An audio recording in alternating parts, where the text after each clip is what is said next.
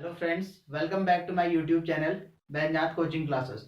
तो पिछली वीडियो में हमने 9.1 का 12वां क्वेश्चन बनाया था। अब अगला क्वेश्चन है हमारे पास। समुद्र तल से 75 मीटर ऊंची लाइट हाउस के शिखर से देखने पर दो समुद्री जहाजों के अवनमन कोण 30 और 45 है। यदि लाइट हाउस के एक ही ओर एक जहाज दूसरे जहाज के ठीक पीछे हो तो दो जहाजों के बीच की दूरी ज्ञात करनी है। अब देखो हमें क्या करना है, समुद्र तल से 75 मीटर ऊंची लाइट हाउस। अब देखो एक समुद्र का तल होगा कोई, तो यहां पर से कितना 75 मीटर ऊंची कोई लाइट हाउस होगी उसके शिखर से। तो यहां पर से अब कोई प्रेक्षक यहां पर से क्या कर रहा है, उसको देख रहा है। तो देखो इसका मतलब जो यहां पर क्षैतिज रेखा होगी कुछ इस टाइप से होगी। तो यहां पर से अगर देख रहे हैं तो दो समुद्री जहाजों के अवनमन कोण, तो एक का अवनमन कोण कितना है 30 डिग्री। तो देखो इसका कितना है अभी 30 डिग्री एंगल बन रहा है और दूसरे जहाज का कितना है 45 डिग्री। तो 45 मतलब थोड़ा सा एंगल क्या होगा इसमें बढ़ जाएगा। तो ये मान लिया हमने 45 डिग्री। तो दोनों जहाजों के बीच की दूरी ज्ञात करनी है हमें। तो एक जहाज यहां पर है जिसको देखने के लिए कितने डिग्री का एंगल बन रहा है 30 डिग्री का। दूसरे के लिए अवनमन कोण देखो, उन्नयन कोण कहा होता तो अभी ऊपर की ओर देखते हैं, अवनमन कोण मतलब ऊपर से नीचे की ओर देखा जाएगा। तो एक जहाज यहां पर मान लिया ए बी, तो एक जहाज है ए पर दूसरा कहां पर है बी पर। तो इनके बीच हमें क्या निकालनी है, डिस्टेंस निकालनी है। इसको मान लिया हमने एक्स। अब देखो इस लाइट हाउस की जो ऊंचाई है ये कितनी है 75 मीटर। अब देखो इसमें एक चीज क्या ध्यान रखना है, ये क्षैतिज तल है और ये क्षैतिज रेखा है, तो दोनों समांतर होंगी। तो इसका मतलब ये अगर 30 है तो ये भी कितना हो जाएगा 30 डिग्री। वही बात है कि उन्नयन कोण और अवनमन कोण क्या होते हैं बराबर। तो यानी कि जितना एंगल ऊपर से नीचे देखने में बन रहा है उतना ही नीचे से ऊपर देखने में भी बनेगा। ऐसे ही क्या होगा, ये 45 है तो ये भी कितना होगा 45। तो इसको मान लिया ई। तो देखो यहां पर क्या लिखेंगे, एंगल ई डी ए बराबर एंगल ई डी ए बराबर D A C. D A सी क्या है ये 30 डिग्री। तो इसके आगे लिख देंगे एकांतर कोण, या लिख देंगे अवनमन कोण तथा उन्नयन कोण बराबर होते हैं। ऐसे ही क्या होंगे, अगला क्या लिख सकते हैं E D B. E D B मतलब ई डी बी ये वाला है 45 डिग्री वाला ई डी बी। और D B C, D B C ये कितना बन रहा है 45 डिग्री का। तो ये भी क्या आया एकांतर कोण। अब देखो इसमें हमें ज्ञात क्या करना है, इसमें ज्ञात करना है ए और बी के बीच की डिस्टेंस। तो ज्ञात कब हो सकती है, जब ये पूरी डिस्टेंस हमको पता चल जाए, उसमें से बीसी अगर हम माइनस करेंगे तभी तो ए बी निकलेगा हमारे पास। अब डायरेक्ट ए बी को तो निकाल नहीं सकते, एंगल भले ही बन रहा है लेकिन ये क्या बन रहा है राइट एंगल ट्रायंगल नहीं बन रहा हमारे पास, समकोण त्रिभुज नहीं बन रहा है। तो उसमें रेशियो नहीं लग पाएगा। रेशियो किस में लगता है, केवल जब क्या बनेगा एक समकोण त्रिभुज।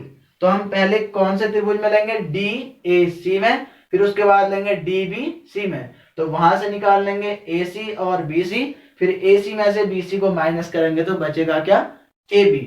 तो हमें क्या ज्ञात करना है ए बी बराबर एक्स, ये हमको क्या करना है ज्ञात करना है। तो लिखेंगे त्रिभुज D A C, D A सी में, डी ए सी में। तो अब देखो हमें क्या दे रखा है लंब दे रखा है, इसमें निकालना क्या है आधार। हमें ऐसी भुजा लेनी होती है जो दोनों के लिए कॉमन आ जाए। तो कॉमन डी सी आ रही है इसमें, जो डी ए सी में भी आ रहा है डी बी सी में भी। तो देखो इसमें लेंगे 10 30, क्योंकि लंब दे रखा है आधार ज्ञात करना है हमको। तो देखो डी ए सी में लिया हमने तो 10 30 इक्वल टू क्या आ जाएगा लंब बट्टे आधार। तो देखो आधार क्या होगा इसके लिए, लंब आ गया 75 और आधार क्या लिखेंगे A B plus B C. तो टेन 30 की वैल्यू होती है 1/√3 और यह आ जाएगा 75 A B plus B C, मतलब ए बी की वैल्यू कितनी है यहाँ पर हमने कितनी मान रखी है x, और ये बी सी आ गया। तो यहाँ से कितना आ जाएगा देखो, अब इसका मल्टीप्लाई यहाँ करेंगे और इसका मल्टीप्लाई यहाँ, यानी कि क्रॉस मल्टीप्लाई करेंगे तो x प्लस बी सी बराबर कितना आ जाएगा यहाँ से 75 और √3। अब देखो इसको हमें वैसे x प्लस बी सी लिखने की भी जरूरत तो थी नहीं, वैसे x प्लस बी सी का मान हमारे पास आ जाएगा वैसे। देखो अब देखो x प्लस बी सी आ गया 75√3। अब अगला एंगल, अब देखो इसमें बी सी का मान कितना आ जाएगा, फिर बी सी बराबर आ जाएगा यहाँ से 75√3। हमें केवल बी सी चाहिए था, जिसको हम ए सी में से क्या कर देते माइनस कर देते। तो बी सी बराबर कितना आ गया हमारे पास 75√3, और ये x को इस साइड भेजेंगे तो माइनस x आ जाएगा। तो देखो यहां तक आ गया होगा, सबको समझ में। अब उसके बाद हमें क्या करना है, अब देखो हमें BC क्यों निकाला हमने, क्योंकि BC की हमको जरूरत थी यहाँ पर। अब देखो अगला ट्रायंगल क्या लेंगे DBC में, तो देखो DBC में लेंगे तो क्या आ जाएगा, ये आ जाएगा 1045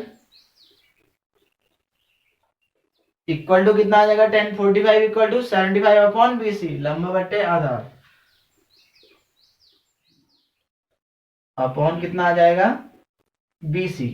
तो 1045 की वैल्यू होती है 1 और ये आ जाएगा 75/BC। BC को यहाँ पे देंगे तो कितना आ जाएगा BC इक्वल टू आ जाएगा 75। अब देखो हम चाहते तो पहले केवल AC निकाल सकते थे वहां से, क्यों, क्योंकि AC में से BC माइनस कर देते। हमने वैसा नहीं किया, हमने क्या किया डायरेक्टली यहां से भी BC निकाल लिया। अब क्या करेंगे यहाँ पर कंपेयर कर देंगे, BC का मान यहाँ पर आ चुका है 75, उसको इस पर रखेंगे तो क्या आ जाएगा यहाँ से x का मान निकल जाएगा। तो इसको मान लिया 1, तो समीकरण 1 से, समीकरण 1 में क्या रखा हमने BC का मान रखेंगे तो कितना आ जाएगा 75, और ये कितना आ जाएगा इक्वल टू 75√3 माइनस x। अब x को इस साइड भेज देंगे, x प्लस 75 हो जाएगा और ये 75√3, इस 75 को यहाँ भेज देंगे। अब x इक्वल टू 75√3 माइनस 75। तो देखो 75 अगर हम कॉमन लेते हैं तो क्या आ जाएगा √3 माइनस 1। तो यानी कि जो x की जो डिस्टेंस है a और b के बीच में वो कितनी है 75√3 माइनस 1। एक तो तरीका ये हो सकता है, या फिर हम क्या कर सकते हैं, देखो एक तरीका ये हो सकता है इसको करने का, इसमें क्या लिखेंगे जैसे 1030 बन रहा है यहाँ पर, तो इसको क्या लिखेंगे 75 अपॉन, फिर डायरेक्टली क्या लिख लेंगे AC। तो 1030 की वैल्यू होती है 1/√3 और ये 75 AC। तो AC बराबर क्या आ जाएगा 75 का मल्टीप्लाई इसके साथ हो जाएगा तो 75√3 आ जाएगा यहाँ पर। अब AC की वैल्यू तो ये आ गई यहाँ पर, अब हमें निकालना क्या है BC। तो BC की वैल्यू कितनी आई थी यहाँ पर 75। तो देखो BC बराबर यहाँ पर आया था, जैसे इसको लिख लेते हैं 75। तो हमें निकालना क्या था, फिर AB निकालना था, A और B। तो AB कैसे आता, AB बराबर AC माइनस BC करते। तो फिर AC कितना था हमारे पास 75√3 और BC है 75।